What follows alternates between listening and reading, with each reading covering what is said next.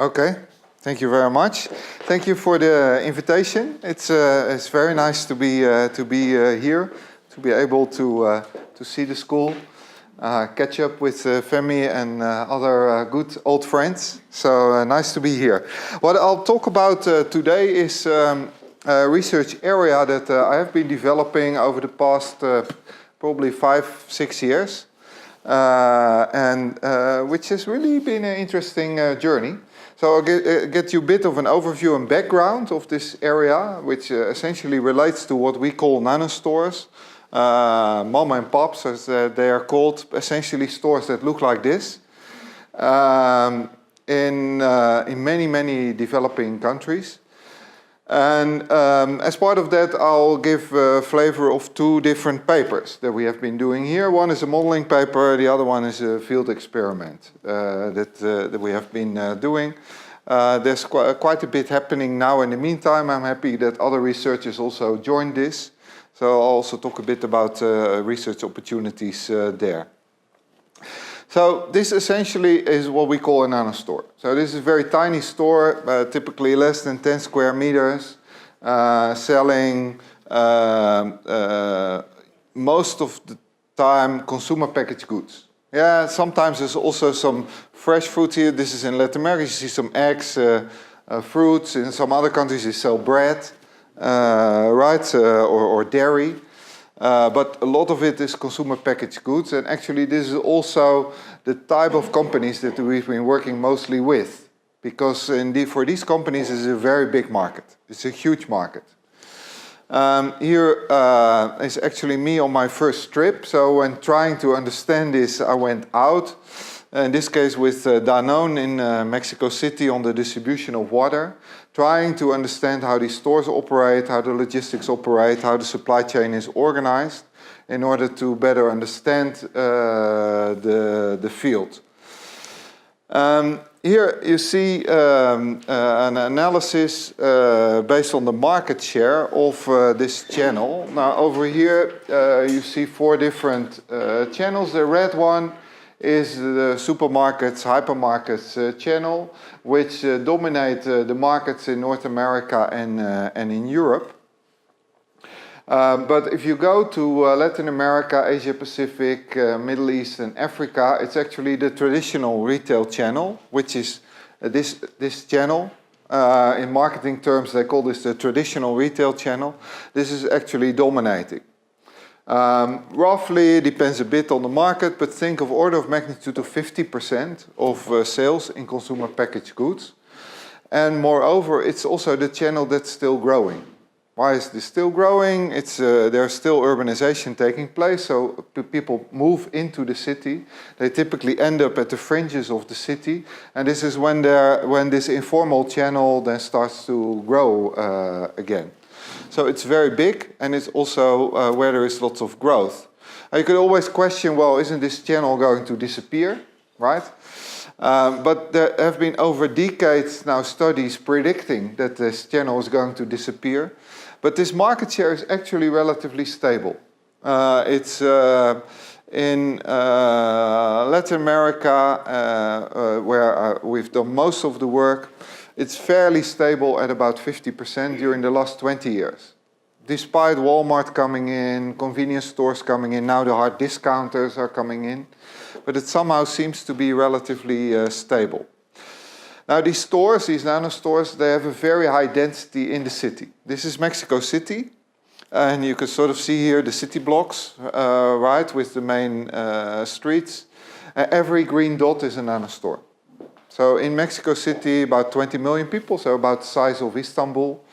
There are about 100,000 nanostores. And you can imagine the challenges if you're supplying to this channel, because most of these supplies and the main manufacturers, they supply directly. They do also the logistics directly. Now, why do they do this? They do this because, unlike in the modern channel, the commercial function and the logistics function, they are still very much tied together. So in the modern retail channel, if I'm Procter & Gamble and I supply to Walmart, I have a commercial negotiation, I negotiate the shelf space, pay some premiums for the product listings, etc. And then separately from that, there is an automated system for order fulfillment and replenishment that's completely separated. In this channel, this is different because on every moment there is a contact for delivery. At that point, there's also sales taking place. Could be that sometimes it's decoupled, like the orders are, there's a separate guy taking in the orders and then delivery the next day. But even in that case, they're tightly connected because these stores, they're very small, so they have limited space. So that means if I'm Unilever and I'm actually regularly there and I'm claiming that space and filling that space, Procter & Gamble won't be able to put their products on that shelf because there's no space. Moreover, there's also limited cash. So if I'm able to come in and I take the cash for delivery because I get paid immediately upon the delivery, that cash cannot be used for anybody else. So there are very strong incentives of serving directly, and that makes this channel very different. Also, the merchandising in terms of organizing the shelf is done by the manufacturers in these stores. And we'll see that in the modeling paper that I'll discuss later on, where we specifically link the impact of going direct, not just to the cost of the logistics and the supply chain, but also to the sales and the commercial potential. Huh? So that means that if you then look at a nanostore, this is very different from a modern channel supermarket in many different dimensions, and I won't go through all of the details here. But there are a couple of relevant elements. So one is if you look at the financial flow, in a modern channel supermarket I have formal credit and I have bank transfers. So there's credit card payments, there are these type of things taking place. In the nanostore, the far majority of transactions are in cash. That means as a manufacturer, the advantage is I get paid immediately. Whereas Walmart probably pays me with 60 or 90 days payment terms. Disadvantage, of course, I have to handle the cash, which in some environments is very risky, right? They could get robbed. But also, as a store, the store gives out credit to the consumer. This is relationship-based credit, which implies that the store, as typical store, serves, let's say, a few hundred consumers. And knows these consumers, knows whether they have a job or not, or whether they're reliable in paying back. So when you come in, you grab your bottle of water and say, well, I'll pay you next Friday, right? And there's a little book, and they write it. You probably recognize this, right? And so a little book where they write it, and this credit's actually quite substantial. There's been some field research by some researchers in Morocco, and a store has on average about a month's worth of sales in credit outstanding. So that has a massive role in terms of funding, also making the cash flow in the local community work. There is this thing of very small category depth. This is a particularly retail element. That basically means that if I sell toothpaste, I have one or two types of toothpaste and not a dozen. And this relates to, if I'm as a manufacturer, I'm making sure through frequent deliveries, good relationship to have my product on the shelf, the competitor is not there. So those elements, they play a role. What you see now, and that's a very interesting development in recent years, is that the cell phone, the smartphone, is actually getting into this domain and starting to embed these very primitive stores in very modern on-demand networks. And particularly in China, Indonesia, you see now that the large e-commerce players, they are linking into these millions of independent nanostores to have a fulfillment platform. And everything that's in between is sort of squeezed in the middle. So they're very interesting. For instance, one of the things that you could do, there is in China, there is a startup where, let's say right now, we wanted some water. So, well, we use the smartphone app. The app is where all these nanostores are connected. I could pick my favorite nanostore or whatever, and order this bottle of water, and it gets delivered by the nearest nanostore to where we are here. For instance, but also, let's say, large e-commerce players are using it as pickup points for home delivery. Yeah? So there are many different ways in which this integration is taking place there. I already mentioned, well, these stores, they seem to be surviving over and over again. And why is this happening? Well, there are many potential reasons that we think, and you can read more about it in the book that we did. But there was recently an interesting study by Boston Consulting Group based in India, who made just an analysis of the EBITDA of a nano store versus an organized store. And just looking at the cost structure, and why these nano stores, which are called Kirana in India, why they are actually inherently more profitable. So because the gross margin is obviously a little bit smaller, they have less power towards the manufacturer, so the products that they buy are more expensive, but their cost base in the end is smaller. This, like, for instance, it relates to the real estate. So the real estate is often mixed. Commercial residential, it could be just in the front of a house, and that leads to kind of a lower inherent cost structure, right? You see is also there's kind of evidence that, let's say, the economy tends to go through a little bit of a dip. What people do is they just open up their garage door and they start a store. Right, so if you then start looking at the cost structure, there is an inherent competitive advantage that these stores have, and that make it very, very difficult to compete. What scales do the vertical axis scales? They are a little bit different, but if you look at the numbers, so here it's 3 to 5% of sales, and here's 5 to 7% in EBITDA. Yeah. It looks so large. Yeah, I copied the picture. So yeah. And there are now also reports appearing in the media that in India, both Walmart and Amazon are struggling a lot in competing with these Kirana stores, in actually trying to get into their market. In India, the market share is still over 90% of the traditional retail channel. And these are so small, the replenishment is very frequent. Yes. Very frequent. Yeah. Still it is profitable. Yes, so also from a manufacturer perspective. So this is one of the arguments that we put forward also in our book. The manufacturers, they actually have a strategic interest in having this channel survive. So what manufacturers have sort of learned over time is that if they start delivering to the organized channel, these players start to get bigger and bigger. Essentially, they're being squeezed out of their margin. So even given the high logistics costs that they make, still it's more profitable for them, and that means in essence they are subsidizing it, and sometimes, for instance, they may sell products in small packages, and manufacturers strategically will choose not to provide these small packages to the organized channel to help these nano stores in their competitive position.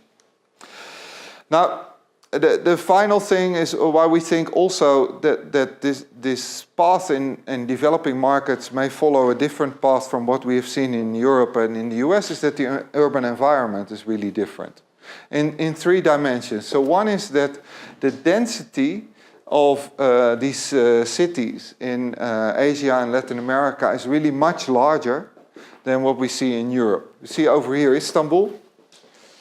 It's actually already very high density. So I think also relatively this traditional channel is still quite present there. Although we were talking about BIM, I've heard a lot about BIM, and I'm interested to learn a bit more about it. But this density leads to a different shopping behavior, right? If population density is this high, this is not a place for supermarkets.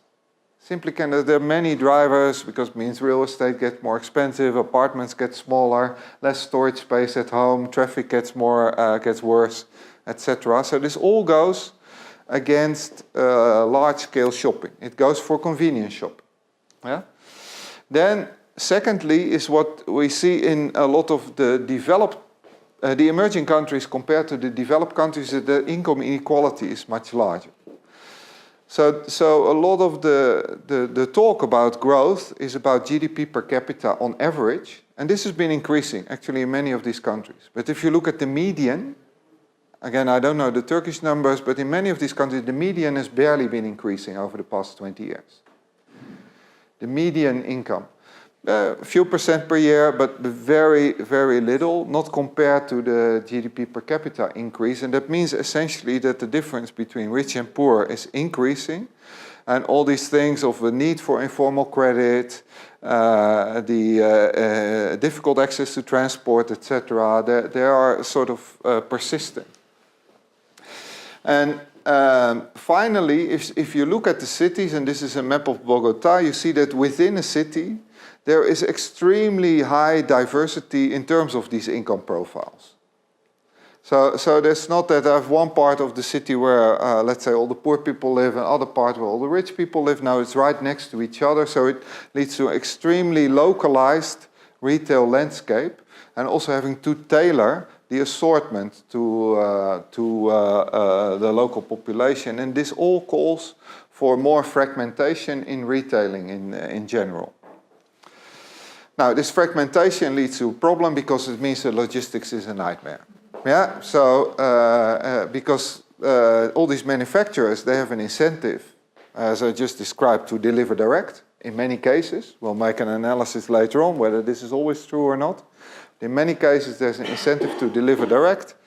This is, of course, extremely inefficient because I have a small store of less than 10 square meters. Probably gets 15 to 20 deliveries a week, easily. Twice a day? At least, I would say. At least. And they're like a vending machine. yes. Maybe that's actually a pretty good comparison. It's like a vending machine, yes. Yeah. So very high frequency of deliveries driven by this fact that also the store has limited availability of cash, so they cannot order too much in advance, right? So actually one of the things that we are currently starting up in the research is we are looking at to what extent a higher availability of cash can actually increase the logistics efficiency, right? This is a link that you would normally not suspect, but this is an interesting way. Now the thing is, of course, cities and companies, they're trying to deal with these difficulties, right? And there's many different things happening. For instance, what cities typically try to do is if they have too much freight traffic, they just say, I stop freight from coming in. And then when I meet the mayor, I usually say, well, unless you're willing to tell your people to stop eating, this is not going to solve the problem. Actually, typically makes the problem worse because what these cities do is they ban larger trucks. So that means you get many more smaller trucks, and that basically decreases the efficiency in logistics. What manufacturers are doing is they're adapting also vehicles to this specific environment. And this is a vehicle, a bit hard to see in this picture, but this is a vehicle where they have decreased the size of the bed and increased the size of the cabin. And the idea is, well, that they can have then more helpers that do the delivery in the vehicle, while the volume is not that big. So once the vehicle is parked, they serve a lot of nanostores in parallel by walking, right? So in essence, what is now in the vehicle routing literature, they call this a multi-tier vehicle routing. But this is multi-tier in the sense that I have driving and walking, right? But I need to adapt my vehicle in a sense. There are, furthermore, in terms of routing and driver behavior, there's actually a lot now happening because it's an interesting area for people that are in that field because there's lots of interesting data available. For instance, in Latin America, almost all of these vehicles, they are equipped with GPS. Actually, not so much to increase the routing efficiency, but because there are security concerns. So there's lots of good data available, and that leads to lots of interesting new research and software being developed. And I would say particularly in China, you see the link with e-commerce that I just described from the commercial perspective, but also from the logistics perspective, this is being linked. For instance, JD.com, which is one of the two Chinese Amazons next to Alibaba, they have their own fleet And one of the services that they now offer to manufacturers is to essentially take care of this distribution. Right, so the nanostores, they can order via app of JD, and JD essentially takes care of the delivery to these nanostores. So these new tech giants are getting into this nanostore channel.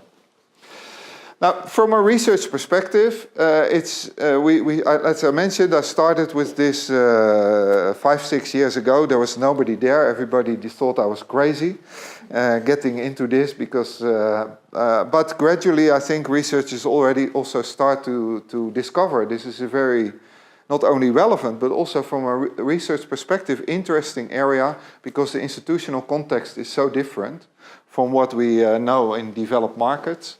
And you see now that the first papers start to get out, first interfaces, etc. But now there's a paper that came out in POMS just a couple of months ago.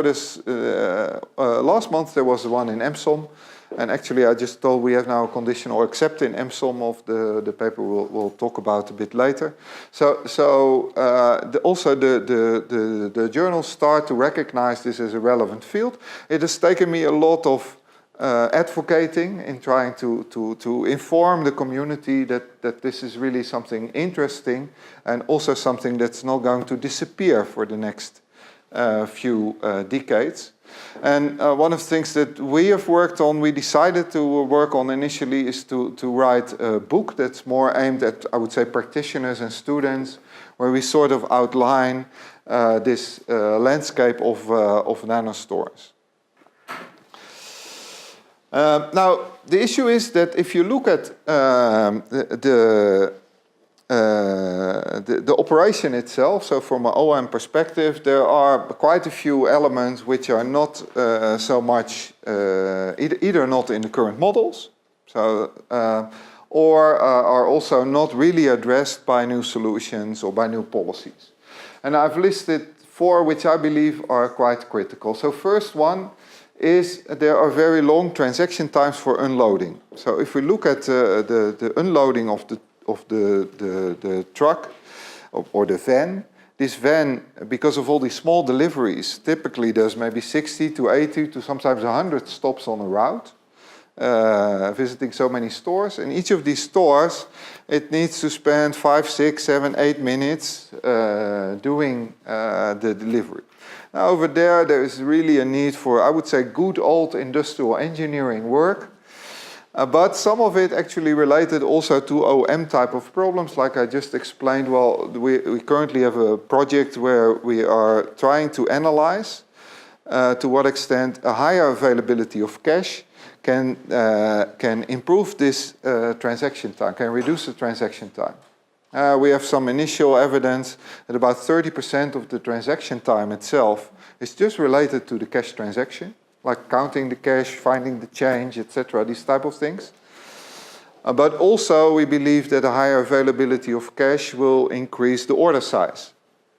Right? Because if I have more cash, I have no reason to order a very small amount, and that obviously increases the delivery. And there's a third element, and I also noticed this on many of my field trips. So if you arrive at the store in the morning, the store may not have the cash. So what you then do is you deliver your product, you know the guy, and you come back in the afternoon to pick up the cash. Of course, this is additional driving, and think of the traffic consequences, but also the mere efficiency in the route, there's quite some effect. So there are a lot of things to be done there.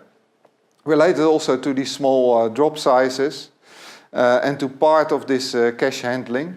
Another part of the cash handling relates to the insecurity. And there is, particularly in Latin America and Africa, there are quite some security risks associated with carrying all this cash. And there are projects in the field underway. We are involved with a number of projects in which we try to understand what technology can bring there, right? Because in Asia, you see that a lot of these payments, they have moved to mobile phone payments. In Latin America, this is not happening. We currently have a project where we are trying to understand this. A last element, and this relates to a lot of the supply chain work. So as I mentioned, in modern supply chain, sort of the commercial role and the logistics role, they've been separated. Here they're actually together again. And that really changes the modeling premise in many cases. And I'll give you an example there. And this example is... Question. Sure. Okay, the customers most likely don't have access to banking system because of their demographics, income level, and all that. And informality. Don't forget the Yeah. So there might be some cultural instinct. But also, so most likely the primary reason these little stores exist is because of this, what you call relationship-based credit system. Yeah. Okay, so that I understand. But why not the store owners, I would think, would have access to commercial banking system. Maybe not. Maybe it's too expensive for them. But even then, if cash is such a problematic issue, and it is, why not have more formal, trade credit to these store owners by the companies, because they have very few probably suppliers. It's just well, the one reason why suppliers are reluctant to give trade credit is there is a very high turnover. So, for instance, we have data from Mexico City, about 25% of the stores turn over every year. So you deliver your products, you arrive next week for your next delivery. the guy's not there. The guy's not there anymore because he found a job. It's subsistence retailing, right? So that's one reason. There are, and we also document this, there are some manufacturers, for instance, who when the stores get a little bit larger and they've proven to be around for a long time, they start giving maybe 1-day credit, maybe 2-day credits, etc., to sort of see whether they're credible. So there are these type of initiatives out there. Yeah, but it's not so trivial. And you also should not underestimate the benefit that the manufacturer has of the certainty of immediate payment. Yeah. So, but for sure, I really believe so. One of my current PhD students is fully focused on, I would say, everything related to cash and the associated difficulties in this system. So both behavioral, but also related to logistics but also the security issue. Yeah. So let me give you one example of a study that we did. It's a modeling study we did some time ago, where the question is, should we serve these nanostores directly, or should we serve wholesalers? Right? Or use wholesalers. Because if we use wholesalers, I basically avoid all of these logistics costs, but I have to forego the direct access to the store in terms of the commercial potential and development. Even if I put incentives in place, etc., at least I have a double marginalization effect over there, right? So if you then look at this channel choice, I can basically choose a direct channel. So what this means is that I send sales representatives to the stores.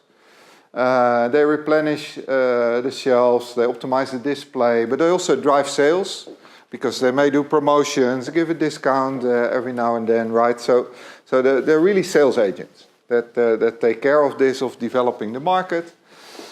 Or I use a wholesale channel, right? And you see over here, this is in China. This is direct delivery, so here is the manufacturer. There's even there's the fridge here, which they put the fridge at the nanostore.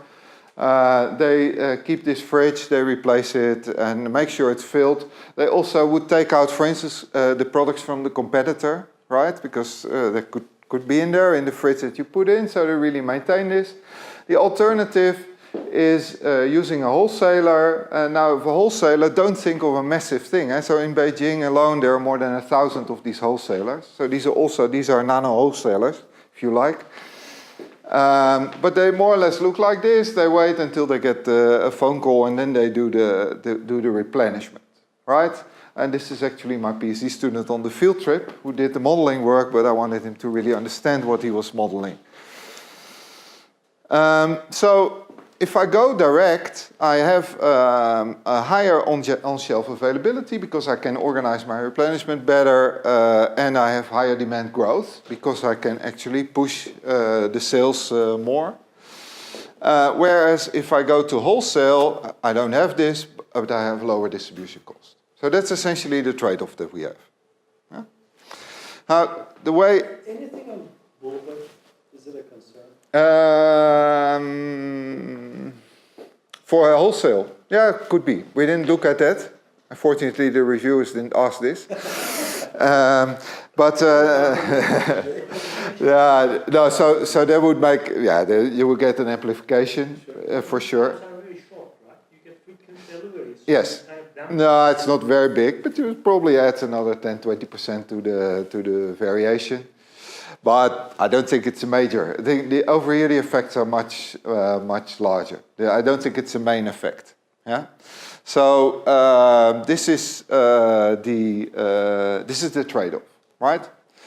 Now what we do is so we abstract. So this is a stylized model. So we basically say we have over here this area that we are serving. There is a uniform distribution of the nanostores over this area. And in this area, there's also a wholesaler, right? Now, if I use the wholesale channel, essentially from my logistics cost perspective, from the depot, I go to the wholesaler and I go back. This is my logistics cost.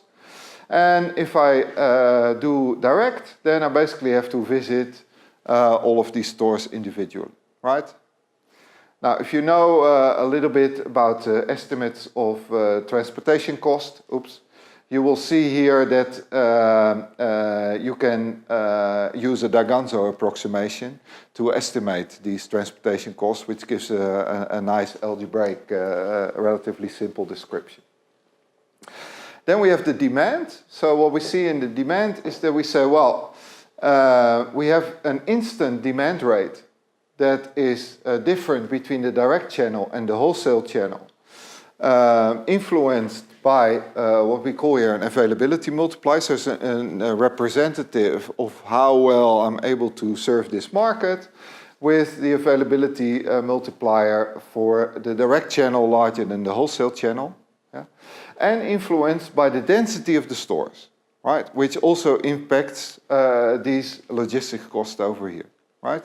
So there you see the link, the explicit link between the density, and that's what we'll also see later on in the results, that actually the density of the stores has a very big impact between this decision, right?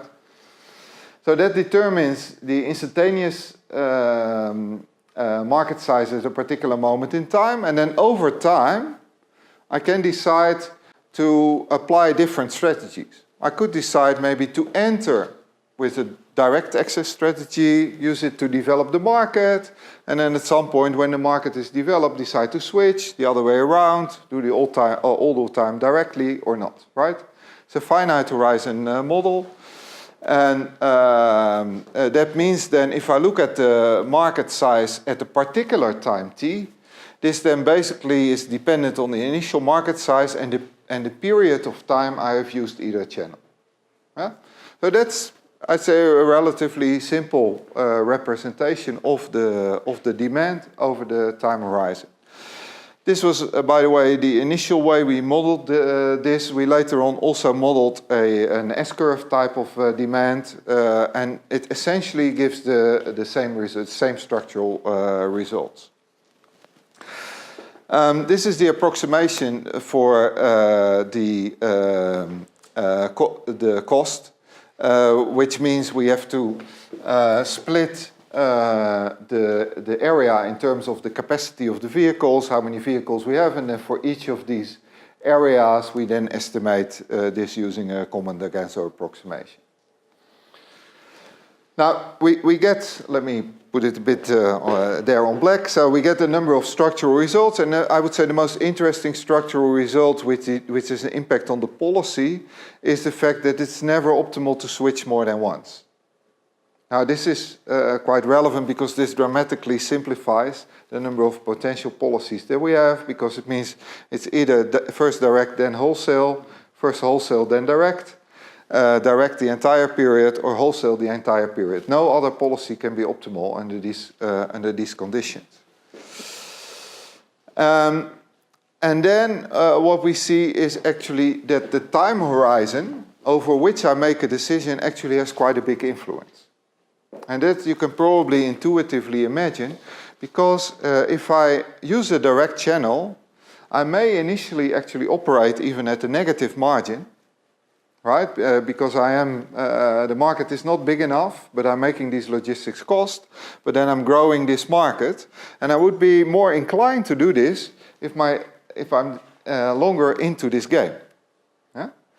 What we see is that there are essentially two dominating strategies that, depending on the time horizon, lead to a different sequence. And these strategies depend on actually one metric, a relatively simple metric that we developed. And this metric we named the growth adjusted profitability. So what you see is actually the reason we got into this problem is that actually many companies are concerned about this trade-off. And typically when they make this trade-off, they look at the instantaneous margin. So they say, well, you know, this costs so much, all this logistics, this is the margin we realize, but they don't look at this cumulatively over time. So we developed this metric here, which is the growth adjusted profitability, which essentially what it does, it adjusts this profitability with the growth rate. So if I have a higher growth rate potential, I can afford myself to have an initial lower profitability, right? No rocket science if you now think about this in hindsight, but this is typical with these things, right? And then if it turns out that this growth adjusted profitability for the direct channel is smaller than for the wholesale channel, then the optimal strategy under medium time horizon is what we call grow fast and then back down. First go direct, then use wholesale. If it's the other way around, so if it's this direct profitability is growth adjusted profitability is larger, then the strategy is also the other way around. Right? It's a relatively simple insight, and moreover we show that the longer the decision horizon is, the more I'm inclined to go direct.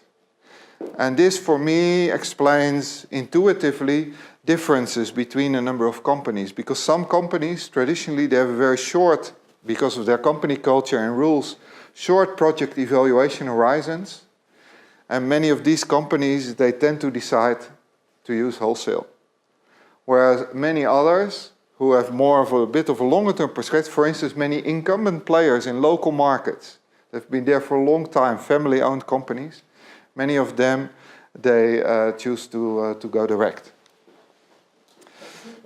Yeah. How did you agree on the wholesale price that you charge? So here the wholesale price is set.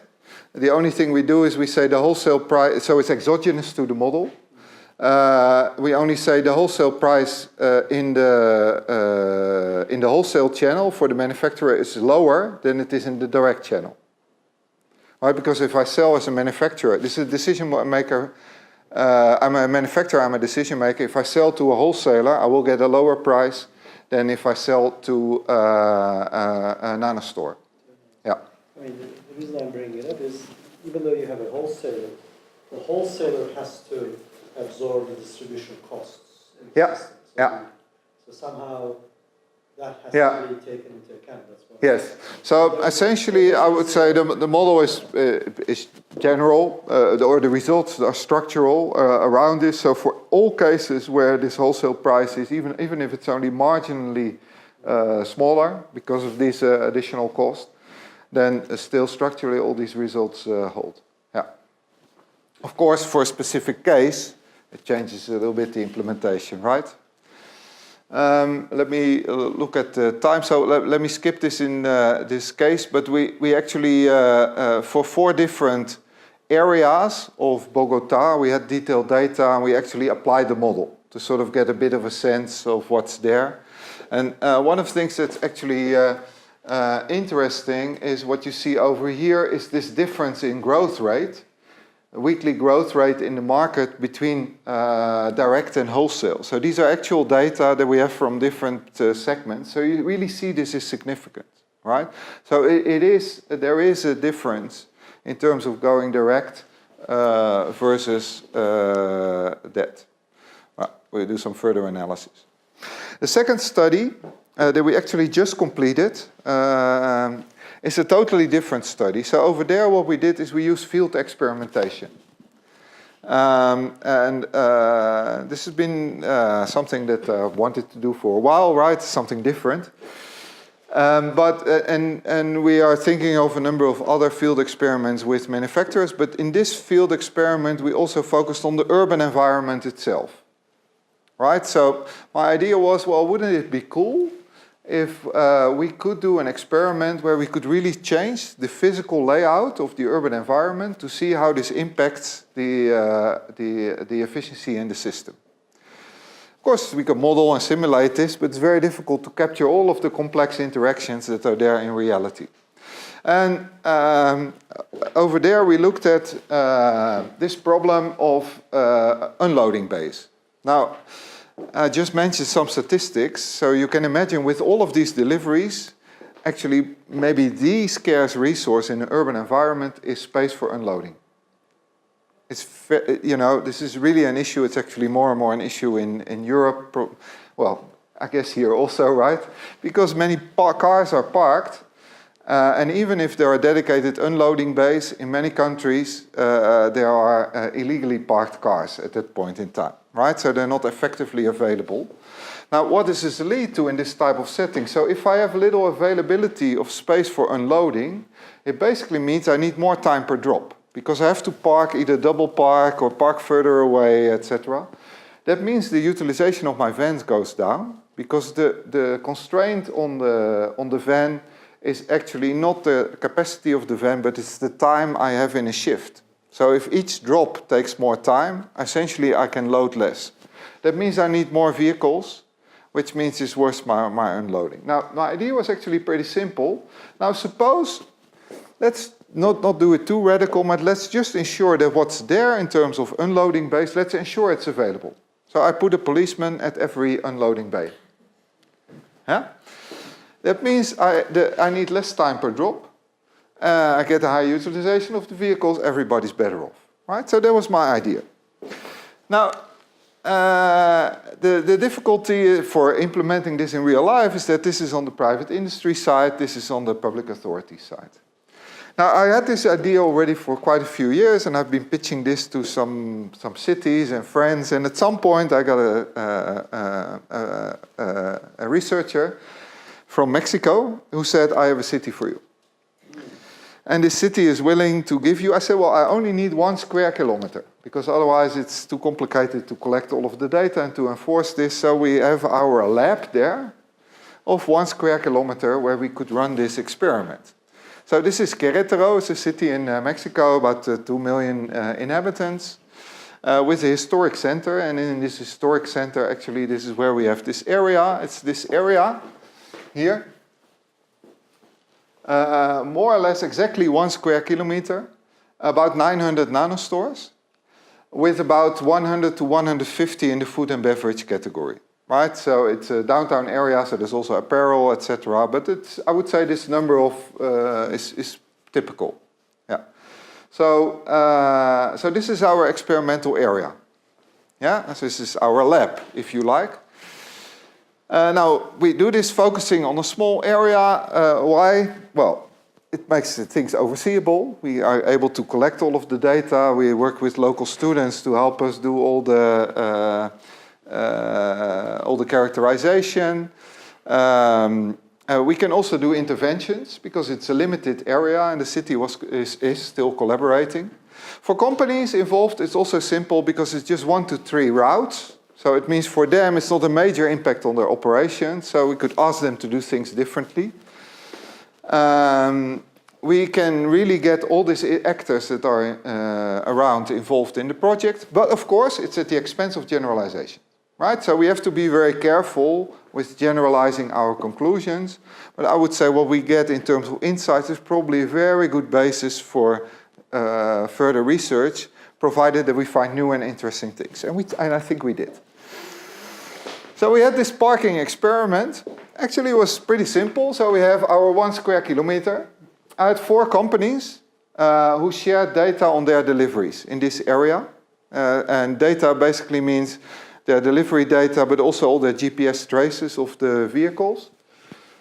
And for the GPSs, we collaborated with TomTom Telematics, which is a telematics provider. They have quite advanced GPSs, so that we technically also have of all of the, I think in the end we had 10 or 11 vehicles, that they all had the same device, so we had coherent data there. And then we had basically 2 periods of data collection. One was a base period of 1 week. We didn't do anything, right? So just a regular observation. These base, I write here, extensive use for other purposes, basically means everybody just parks there illegally, right? Also the vehicles, as a consequence, the delivery vehicles, they have to do illegal parking. Because the double parking or on the sidewalk or other types of things, because they have to do their deliveries. Yeah? And then in the experimental period is we had all the bays intensely policed.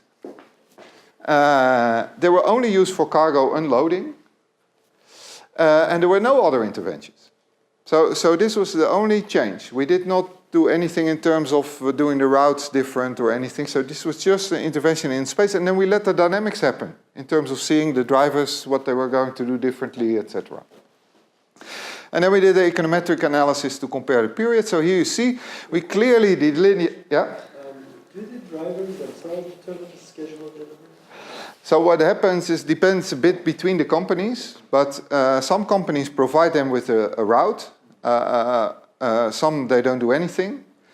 But even if they provide them with a route, it's our observation is, I have some other statistics on this, it's completely useless. Because of these type of characteristics we just discussed, the store may be closed, may not have cash, etc. So in practice they do many different things. So this is so the bays were also very clear, right? So they put here these pylons. So just to be extremely clear, there could be no misunderstanding. There is a bay, right? Whereas otherwise there's maybe just a sign on the sidewalk which may not be completely visible. This is the traffic police. They were trained. So normally in this area of 1 square kilometer, there are 3 traffic police. For our experimental period, we had 20. And they all received, this is actually my colleague, my co-author. He is local there, and he gave them a half-day training on why this is relevant, and why they need to be enforced this, and why they need to enforce these fines, etc. So they were trained in logistics. And this is actually the head of the urban planning and traffic department of the city, who facilitated all of this. This is really cool. So here you see, right, so for instance, this is a no parking sign, but this is not so clear. So here is the thing, and here's the police guy, right? So this is really what we did. So it's very clean experiment in a sense, right? Because we were sure, and we had actually students out that also observed, and I think we had during this, there were only mornings during 5 days or 6 days, and we had only 1 documented case of illegal parking. Yeah, so here you see a guy who's giving a fine for illegally parked vehicle. Now, why do we focus on parking? Actually, if you look at these vehicles, they're most of the time not moving. Yeah, so commonly, routing researchers, etc., what they think is the route, it's the important thing. Actually not. What's relevant, most of the time these vehicles are parked, they're only moving a small part of the time. Which is very similar to what we see now in the developed markets in terms of express deliveries. There are similar statistics of 70–80% of the time these vehicles are parked. Because they do maybe 100 parcels delivered in a route, so they're parked and then they do a number of deliveries, right? So these dynamics are really different. See some more statistics. Here's a number of the results. Essentially, it means we have actually much higher efficiency improvement than I could ever anticipate. I thought that we would get 5% or so. Actually, we get much higher. So we see here parking time per delivery. I normalized base and experimental per delivery because we had not the order quantities were not the same, right? But you see parking time per delivery down 37%.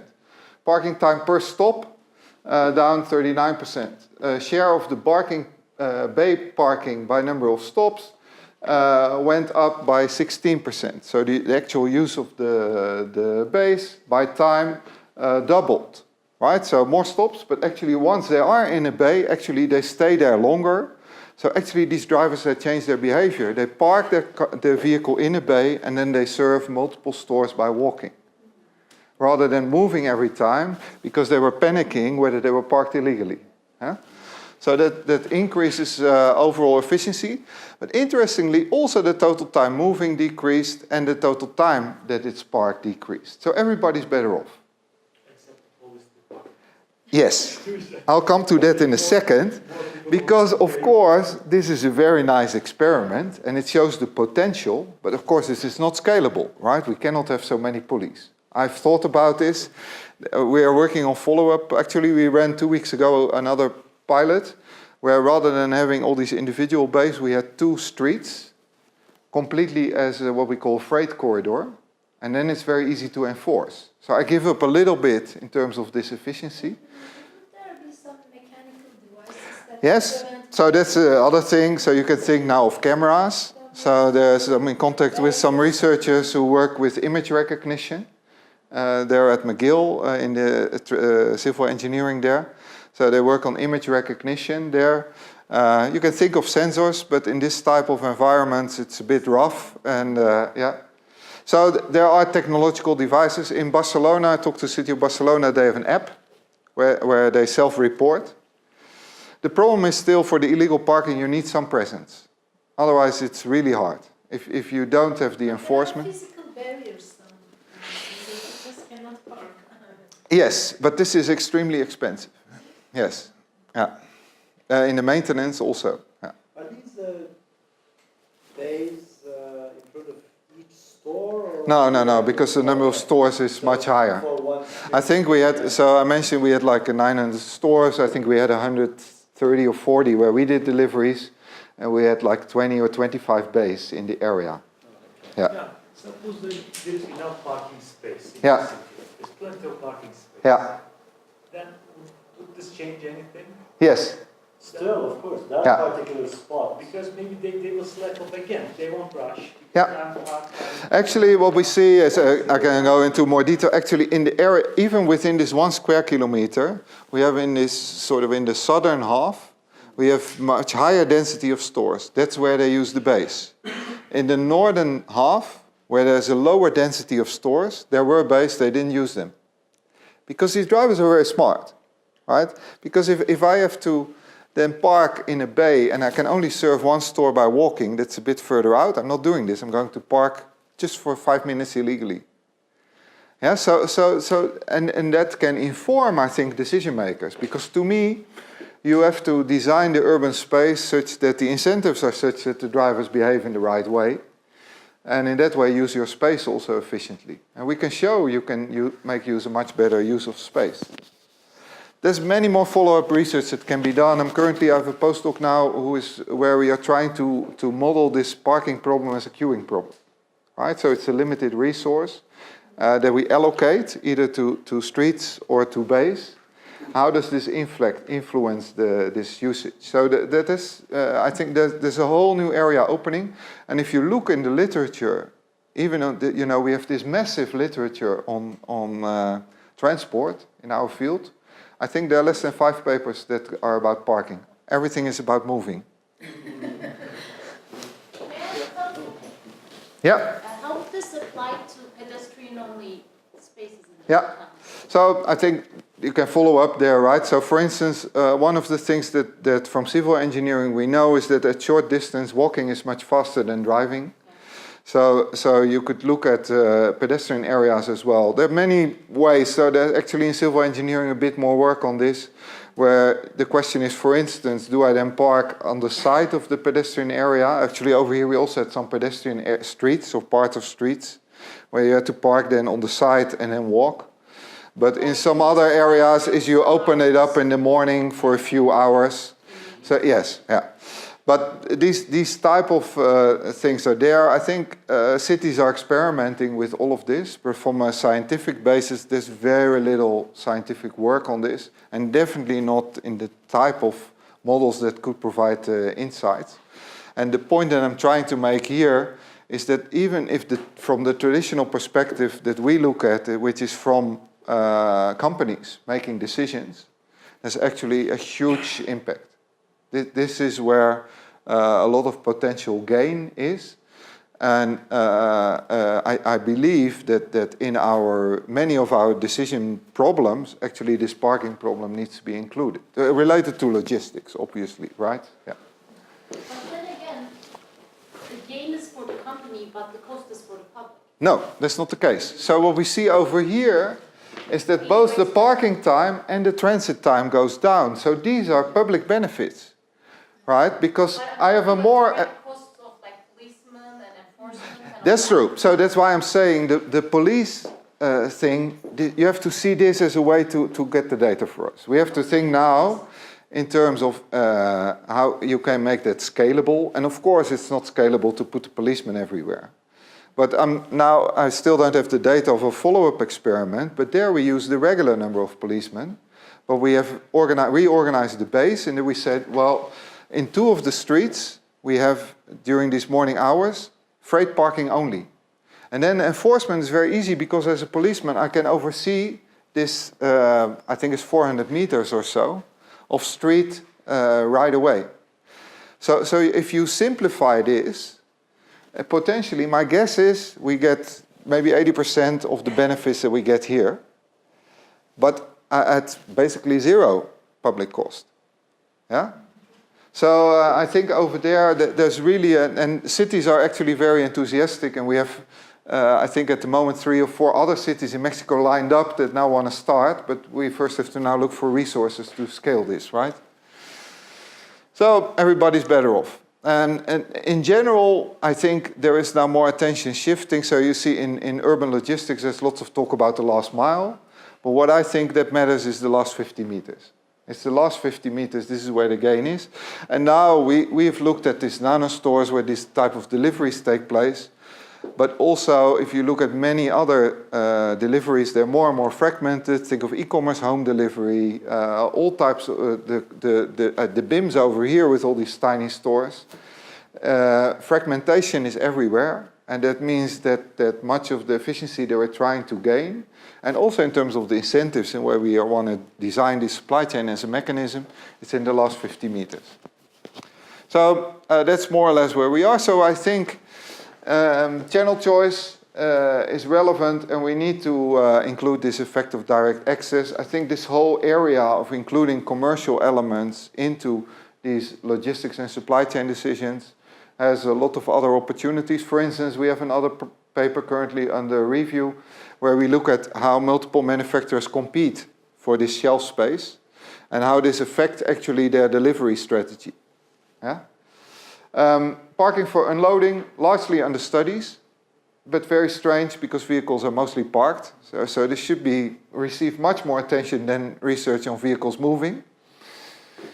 I think the last 50 meters is the bottleneck, and I think there's really many research opportunities because more and more papers start to come out. Unfortunately, more and more researchers are joining this exciting area.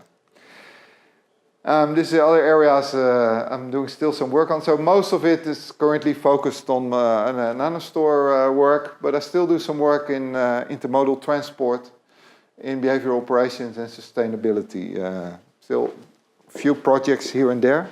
But most of the work that I'm doing with my students is in this retail fragmentation, as I call it right now. So that's it.